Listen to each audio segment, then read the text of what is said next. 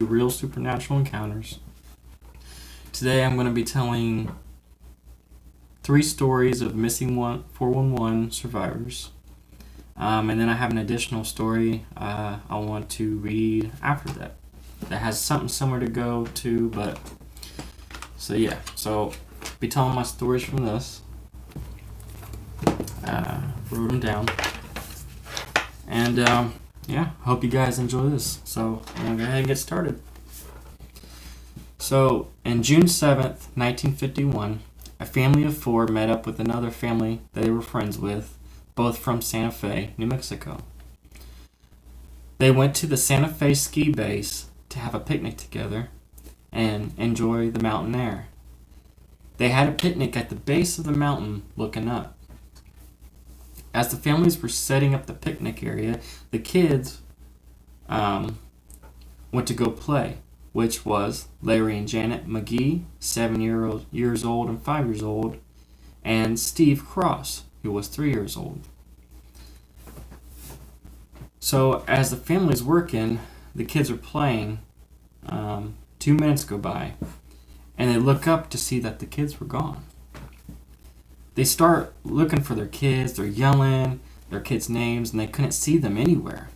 If you think about it, you're sitting at the bottom of the base, looking up a mountain. If you were to see kids run, you would see that. They probably would have said something if they see the kids running, right? But they were having a picnic down where you can see a lot of things. Now, up the mountain, there's like a tree line of woods, thicket. It's really hard to get up there. So, as they're yelling and screaming for their kids and trying to find them and stuff, they looked all over the lower ground, and the only place they haven't checked was up on the mountain and in the tree line of the mountain. But the parents, they figured, like, there's no way our kids could have got up there. And so there was only one other option. They thought that they were abducted. So after searching all of that area, the ski lodge, it was summertime when they had this picnic, and it was closed, so there wasn't no rangers or anybody in there that they can get a hold of. But it was open, and there was a phone in there. 1951, there's phones everywhere. So after they've panicked and they can't find their kids, one of the parents ran to the ski lodge and used a phone to call authorities to get help. So when the authorities arrive, they put up these 2 big spotlights and shine them up the mountain. So thinking if the children were up there and they were lost, they would find the light and follow it back. The police also decided to start combing the sides of the mountain in hopes to find them. Despite spotlights and 100 of searchers, they didn't hear back of the kids and didn't find them all night, and then they felt there was a pretty good chance they weren't there and probably were abducted. They're thinking someone probably grabbed them all on the ground, put them in a car, and drove off. That's what most people think when their kid disappears. But there's other things out in this world that are far worse than some human being abducting your child. By the following afternoon, things were starting to look bad. There were no signs of the kids anywhere, but then a searcher that was way outside the perimeter search area of where the kids should have been, they were about 3.5 miles away, up the mountain and thousands of feet up elevation. They're up there looking around, and they're getting ready to leave, the searchers, and they see something in the corner of their peripheral, and it looks like a person. So they look, and all of a sudden they see a child poke their head up from a log on the ground. And sure enough, the searchers ran over there where they seen the child, and they were all hiding inside the downed log. As they all looked at the kids, they were all okay. As the searchers were picking them up and they were calling it in, they began to wonder, how did these kids get so high up and so far away? You're talking about 3.5 miles up a mountain, thousands of feet up. in elevation, you know. The children were brought back down the mountain and reunited with their family. They were looked at by a doctor, and they were checked out to be okay, just a little dehydrated. After that was done, the police came and questioned them, and what everyone had on their mind. How did you get up there where you were found? And Larry, which was the oldest of the group, 7 years old, it took him a minute, but he finally said, they all were playing all at the picnic area until they all went a little bit into the tree line. And all of a sudden, a bear came out from behind a tree and started chasing them. And so all three of them took off and ran 3.5 miles up a mountain till where they were found in this log. And they jumped inside of it, and they hid inside this log from this bear who was patrolling the surrounding area around where they hid. Then Larry said not only were they scared of the bear that was looking for them, but he and the kids were especially terrified of this gorilla that was looking around the area for them as well. Now, it's easy to discredit Larry's story with the gorilla thinking it was a searcher, but there weren't no searchers in that area at all up until they were actually found. Larry and the kids said that this bear and this gorilla were searching for them the first day and the first night up there, and there were no searchers up there at that time period. Now, for the bear, there had been bear sightings at the Santa Fe ski base, but they were rare. But if it was a bear chasing these kids, it would have caught them. Because bears, they got really great sense of smell. They can smell a dead deer carcass up to 18 to 20 miles away. That's amazing. And if they're running up a mountain and a bear's running up a mountain, the bear's going to chase them. There's no ifs or buts. These are kids, little kids, running. You know, they might be running fast out of fear, but a bear would catch them, you know. So it might be possible it was an animal or creature that probably looked like a bear, but even if it was, why would it chase the kids 3 miles away, uphill, and stalk them for just a whole day to then abandon them? It's a good question. You know, think about it. A gorilla and a bear. A bear chased them and started searching for him, and a gorilla. A bear and a gorilla. If that was a real case scenario, I don't even think those two would even get along. Makes me wonder and think. If anybody knows anything about the 7 types of dogmen, which are like a typical werewolf, but not like the Hollywood kind, and 4 to 5 different types of Sasquatch, it would make more sense. Alright, so here's the next story. The last one was called Bear and Gorilla. This title is called Mr. Wolf and Mr. Bear. In 1868, a girl vanished that was 3 years old from her father's camp in northern Michigan. The father arrived at the camp, and all of a sudden he was in hysteria. And because he couldn't find his daughter. So he got a couple of professional hunters that weren't too far away that were with him to help and go off looking for this girl. After looking for a couple of hours, they began to hear her voice. It didn't sound like she was in pain or distraught particularly. It was just kind of like, she like maybe almost like a giggle. They began to cut through the brush and really thick thicket where they were hearing this voice. And out burst this bear, or what looked like a bear type of thing, and it ran away from them. They didn't shoot it or anything. They just seen this huge animal thing run away, and so they began thinking the worst, because they are hearing this child, and all of a sudden this big animal is running away. So the hunters and the father continue through the thicket, and they come across the daughter. She looks completely unharmed. There's no scratches or anything. She was inside this big clearing, inside of this big thicket, where clearly this big bear creature was and had been with her. So the father is happy and relieved, and he scoops up his daughter in his arms and seeing that the child is unhurt. And he asks, "Where have you been? And what happened?" And she says, "Oh, Mr. Wolf took me here. Mr. Wolf was feeding me berries. Mr. Wolf was playing with me." Maybe it was a bear, or a wolf, or something, but some animal had taken her, brought her into a thicket, and had not harmed her.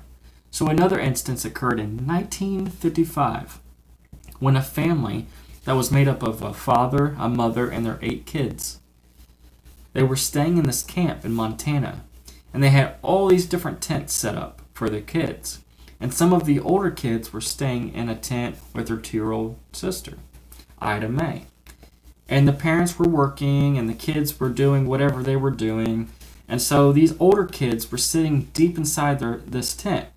And near the entrance of the tent was Ida Mae, 2 years old. And the flap of the tent is open to the tent. That's where she's sitting. And as these kids were just kind of sitting there, they look up just a little bit to see a freaking bear, what they think is a bear, walking past. And as it walked past, it reached inside the tent and scooped up Ida Mae, up with its arm curled into its chest, picked her up like this. What bear do you know that can do that? A bear can't curl its arm. So the bear was holding Ida Mae in its curled arm, and it ran away on 3 legs, not 4. And so the older kids are freaked out because they just seen a bear take their 2-year-old sister. So they're basically in hysteria. They sprint up to their mom and their dad, and they tell them, and their parents have no idea how to act on this. And so they get in touch with authorities and then launch a search. And as they're doing the search, police are asking to give a description and tell us what you saw. And they would say, it was a bear that walked up to our tent and curled up our baby sister into its arms and ran away on 3 legs. And the police would say they want the kids to be more descriptive, and they were saying it couldn't have been a bear because bears can't do that. They ask, what is it? Was it a hairy man or hairy person? The police just didn't buy that it was a bear. And so 2 days go by, and they haven't found this child. And so the family is obviously thinking the worst, and they're absolutely all grief-stricken. And then out of nowhere, one of the searchers find Ida Mae. And so they find her 300 yards from the camp inside this intentionally big-made structure. It was a crudely huge built fort right against the river bed, and inside it was like a den. And she was in there, and she was totally unharmed and perfectly fine. And so they take her out and asked her, what happened? And she's 2. She says, Mr. Bear fed me berries. Mr. Bear kept me here. Mr. Bear cuddled me. And that's all we have. We don't know what this creature was or how a bear is able to curl its arm to hold a child, but she felt absolutely unthreatened by it. And till this day, we still have no further answers. So it's very interesting, right? There's 2 stories of a Mr. Bear and one of a Mr. Wolf.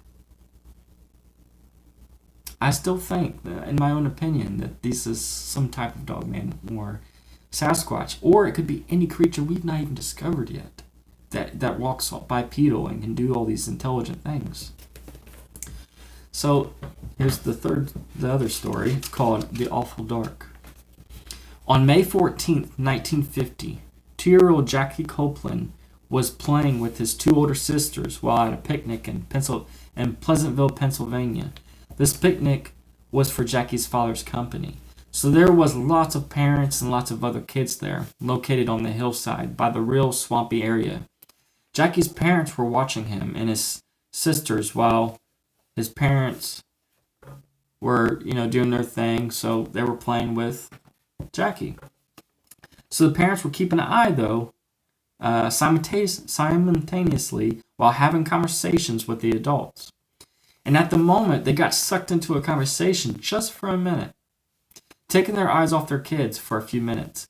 And when they finally stopped and end the conversation they were having, parents turned and looked to see Jackie was missing. In a panic, they rushed over to their two daughters, asking, "Have you seen your brother? Where's Jackie?" The girls say, "Oh, we don't know." So the parents turn around and they see a sea of people and kids, and it's just chaos. So Jackie's mother yells to the group of people, saying, "She can't find her son. Please help me find my son." And so very quickly, everybody starts looking for her son, Jackie Copeland. After about 15 minutes of everybody looking for him and realizing they haven't found Jackie anywhere, his parents call the state police. The police show up with a team and a force of bloodhounds. So they look around the area, but the dogs couldn't pick up a scent anywhere. And just like that, the rest of the volunteers couldn't find him. They wondered where Jackie could have gone. The assumption was he must have wandered off into the forest. But after being in the forest and seeing how difficult it was to navigate, because it basically was just this big swamp. Okay? This forest of swamp, deep water, thickets, it was hard to navigate. They figured that they were bound to run into him because he couldn't have gotten really far. Because, I mean, he's 2 years old. It's like almost a baby still, you know? So they didn't really get far, but that night, when the sun went down, they still hadn't found Jackie and still had no leads. And so the police and most of the volunteers had to suspend the search and until the next day when there would be more daylight. But Jackie's parents and hardcore supporters stayed out all night, screaming and yelling for Jackie, continuing to look even though it was nearly impossible to find him with no light. The following morning, when the search was picked up again, there was a crew of people way outside the boundaries, some searchers, of which was considered the main search area. So we're talking about 2 miles outside of where he last was, and that's where they were searching.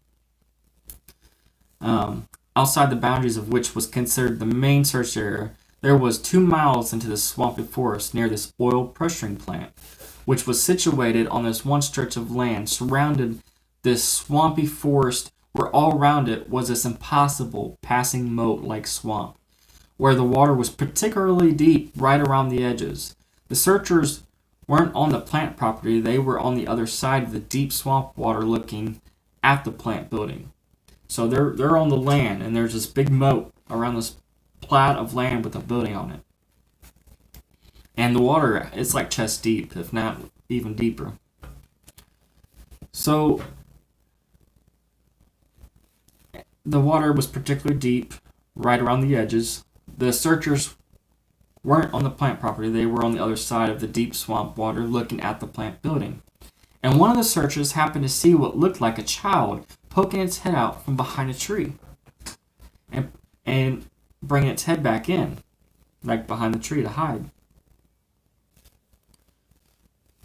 And right next to the plant. It was like the child was peering at the searchers before tucking his head back in from behind the tree. The searchers couldn't believe what they just seen, so they rushed over to the plant, and sure enough, it was Jackie Copeland. Jackie was sent to a hospital, and doctors examined him, and he just had a couple of scratches on him, but other than that, he was in great health.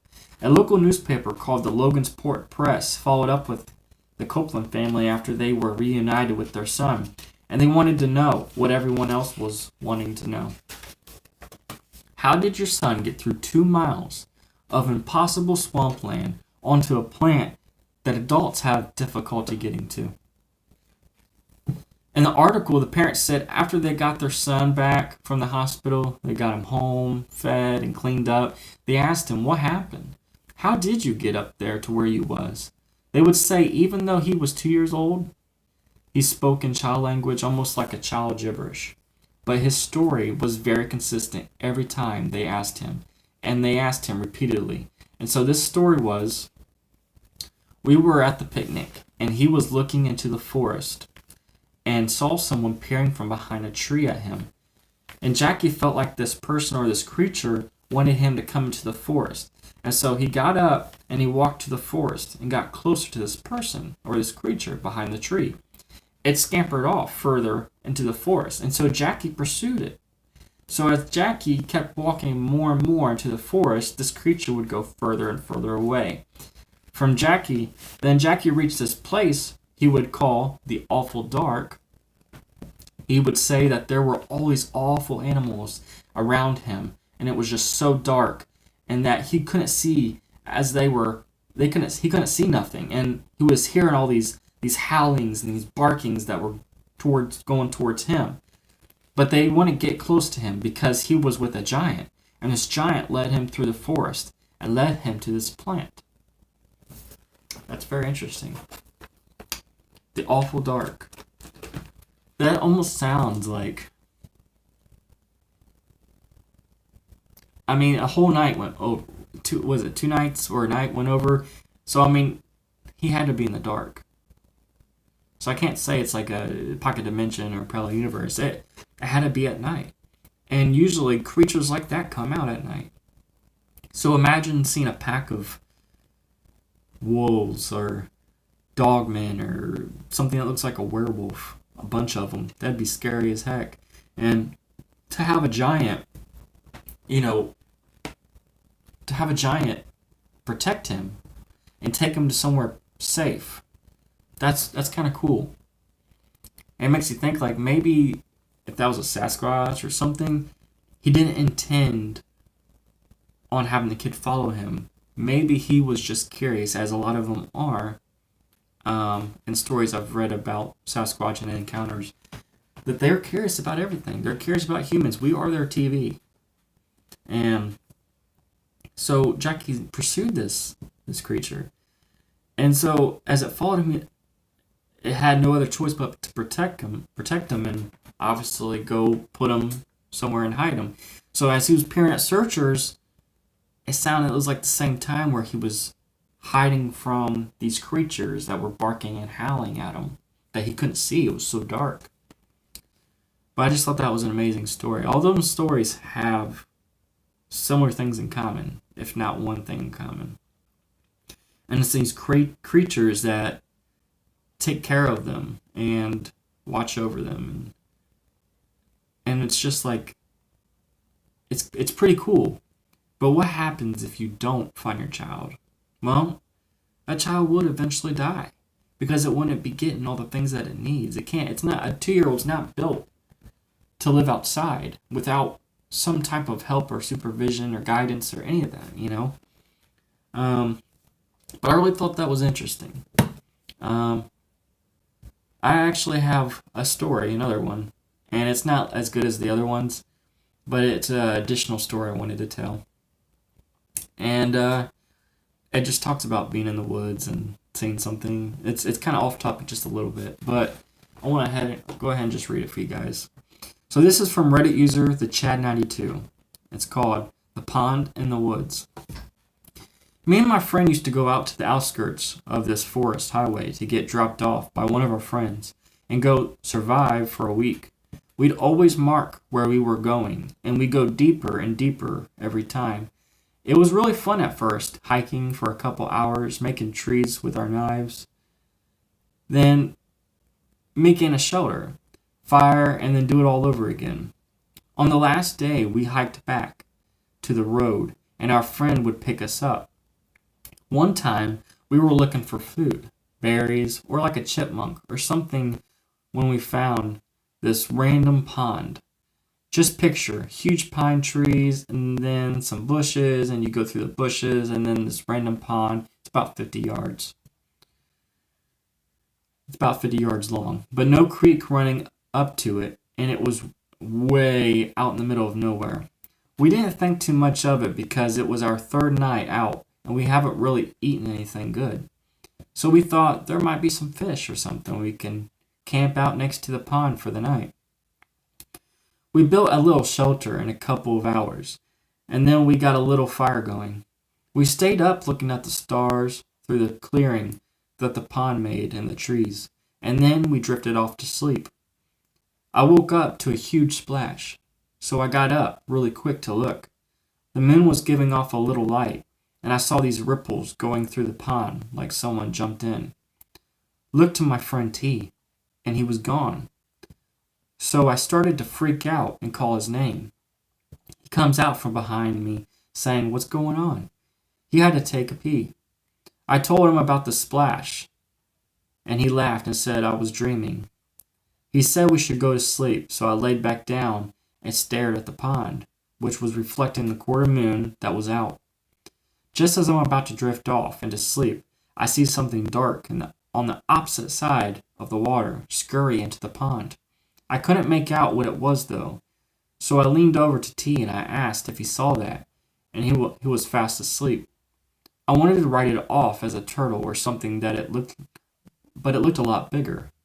And we were deep in the woods, so I didn't think turtles would be out here. So I got more freaked out. I didn't want to seem like a wussy, so I just stared at the pond, hoping to drift asleep and wake up and start to hike back. As I was staring, I seen something dark poke out of the water and start to very, very slowly come towards our side.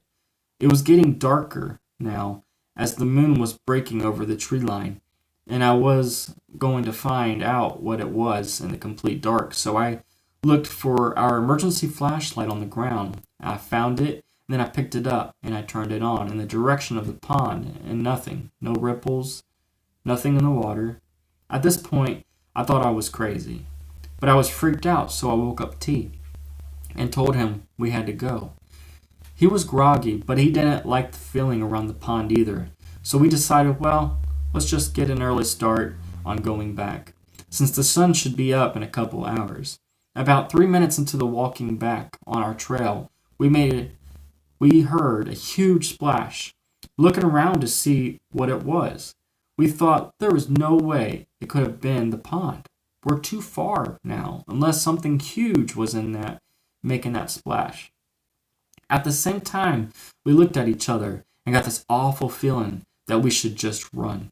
Like instinct kicked in, and without saying a word and just nodding at each other, we bolted. I have never ran so fast in my life, using our flashlight now to look for the marked trees and just running and running. About 5 minutes later, we stop and take a breath and hear a loud but faint, low, bellowing howl like a wolf, but with so much more bass and depth. It seemed very far from us, but so creepy. The worst part is we still had about a day's hike to get back to the road.